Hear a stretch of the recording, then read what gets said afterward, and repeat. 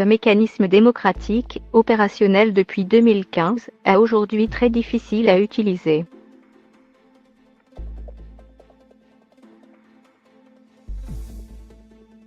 Le président souhaite le réformer.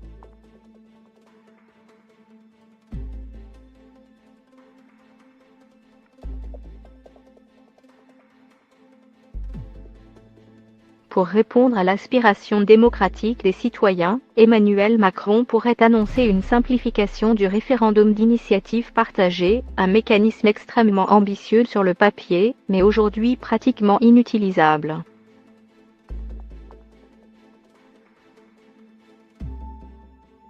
Une idée vieille de 2 siècles concrétisée en 2015.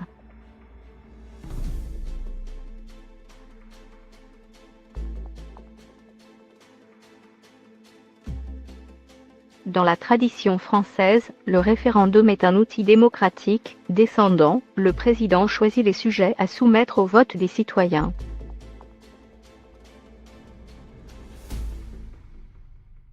Mais des voix s'élèvent depuis longtemps pour corriger ce déséquilibre, en permettant aux citoyens eux-mêmes de faire remonter un sujet pour le soumettre à référendum.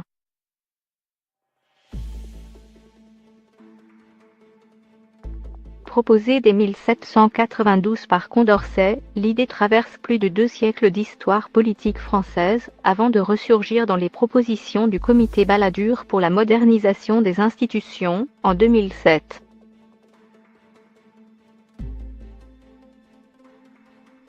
Mais sous une forme édulcorée, il est alors question de permettre l'organisation d'un référendum à la demande d'un certain nombre de citoyens, appuyé par un groupe de parlementaires.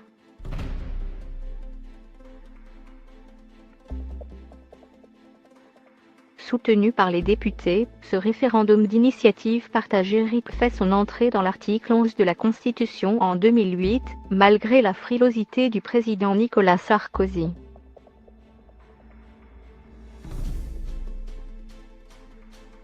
Ce dernier oublie d'ailleurs de préparer la loi organique détaillant les modalités concrètes du référendum, pourtant indispensable.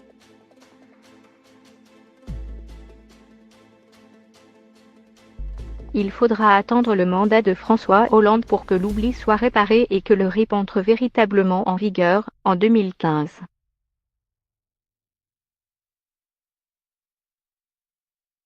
Comment fonctionne actuellement le RIP ?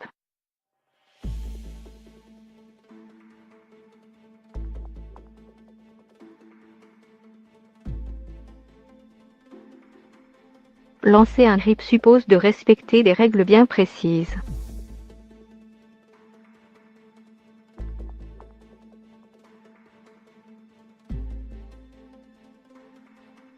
Tout d'abord, il faut rédiger une proposition de loi référendaire portant sur l'un des sujets suivants, l'organisation des pouvoirs publics, les réformes économiques ou sociales, les services publics ou tendant la ratification des traités internationaux.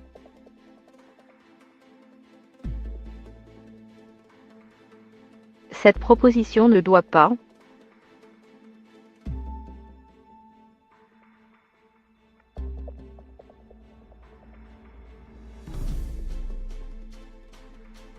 viser à abroger une loi récente, promulguée depuis moins d'un an.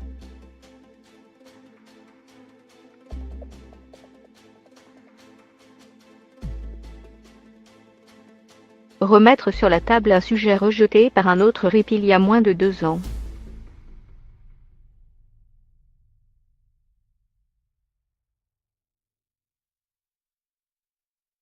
Enfin, la proposition doit recueillir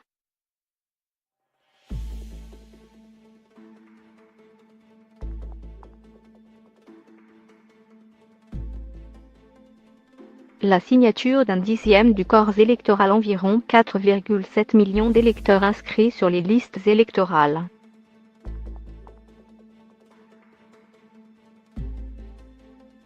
L'appui d'au moins un cinquième des parlementaires, soit 185 des 925 députés et sénateurs.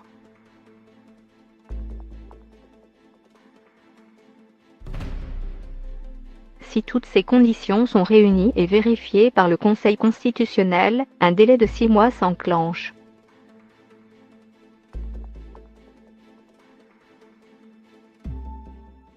Si l'Assemblée nationale et le Sénat se saisissent de la proposition pour l'examiner, la procédure peut s'arrêter sans aller jusqu'au référendum quel que soit le vote des parlementaires.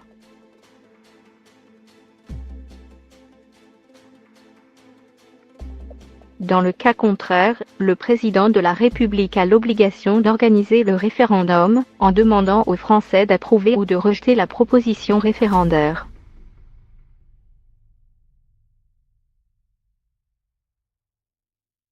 Pourquoi n'a-t-il jamais été utilisé?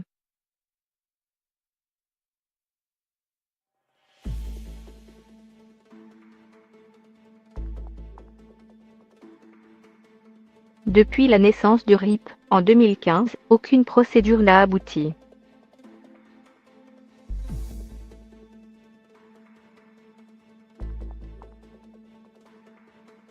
Outre la difficulté d'obtenir 4,7 millions de signatures citoyennes et de réunir 185 parlementaires, les conditions précises posées par la Constitution rendent la procédure extrêmement complexe.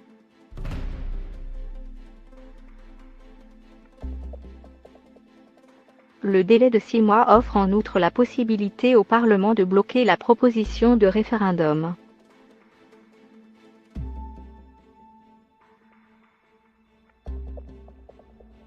Les députés socialistes avaient fait une première tentative fin 2018, en proposant un RIP pour restaurer l'impôt de solidarité sur la fortune ISF raboté par Emmanuel Macron.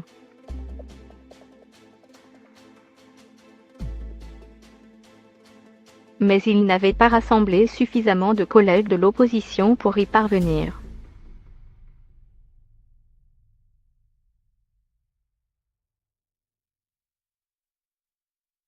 En avril 2019, par contre, 218 parlementaires issus de la droite et de la gauche ont déposé avec succès une proposition visant à stopper la privatisation du groupe ADP.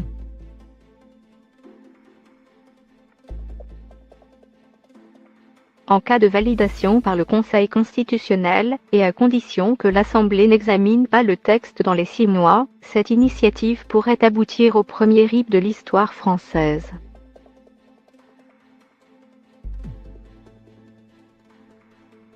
Que veut changer Emmanuel Macron?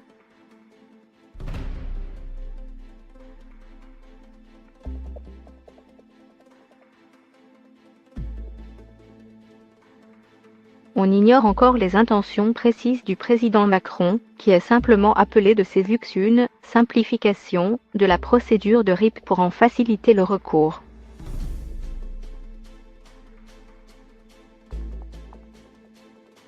Abaisser le seuil de 10% du corps électoral.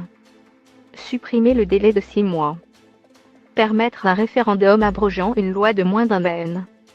Élargir les sujets éligibles à un référendum. Écarter les parlementaires du processus.